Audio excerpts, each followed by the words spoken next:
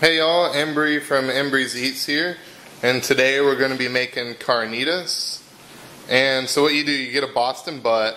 You can either do boneless or bone-in. I got bone-in because you usually get a better value for it.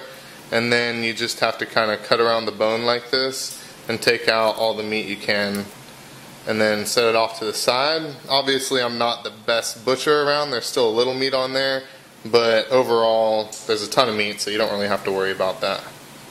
I ended up getting this Boston butt, this whole thing, for about 15 bucks over at Freshfield Farms. They have really great deals on meat. And what you want to do is try and get as much fat out as possible. You don't really have to, it's not essential, it's going to melt off anyways.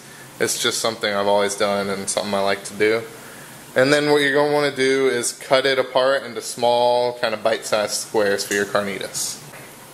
Alright, this is about the size that I cut my carnitas. You have to think, once you cook them for a few hours, they're going to really shrink down, so you want them to shrink down to bite size. You don't want to cut them into bite size originally. Alright, so we got all our pork shoulder chopped up here.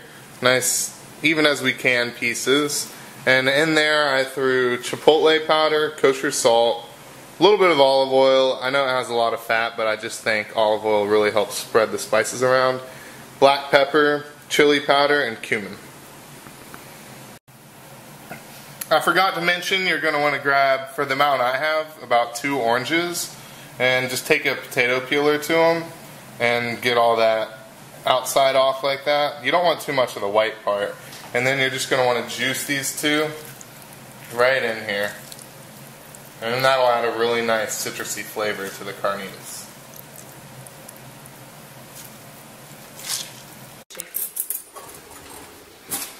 Alright, so we put the carnitas into a pan.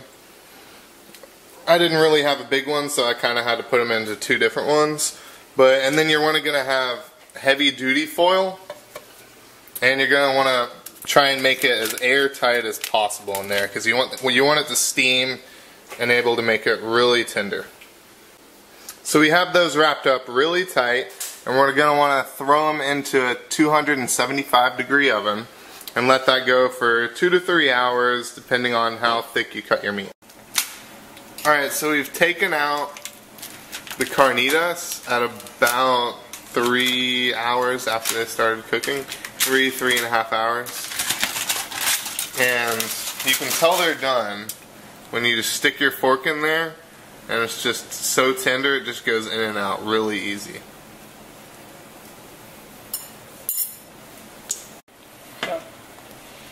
So you're going to want to put your strainer on top of a mixing bowl like this, and that way as you spoon in the meat, it drains the liquid, but you can also pick out all the garlic and the orange peels that are in there. Because we're going to braise this in a second, or we're going to broil this in a second, and you don't want any of those orange peels in there or the garlic in there because that'll burn. You just want to crisp up the meat. After we've taken out all the orange peels and the garlic cloves that were in that mixture, we're just going to pour over all the liquid that was in your roasting pan over top like that. Set it aside and then throw the pork back in there. Alright, so after these have been under the broiler on high for about 5 minutes, they're going to look like this. And then I flip them all over like that so all the non-crispy exterior is shown. And then I'm going to pour over some of that braising liquid and then throw it back in there for another 5. So these are the pork carnitas when they're done. If you used a lot of meat like me, you might have to take them out 2 or 3 times and flip them while your broiler's on high. And then that way everything will get nice and crispy.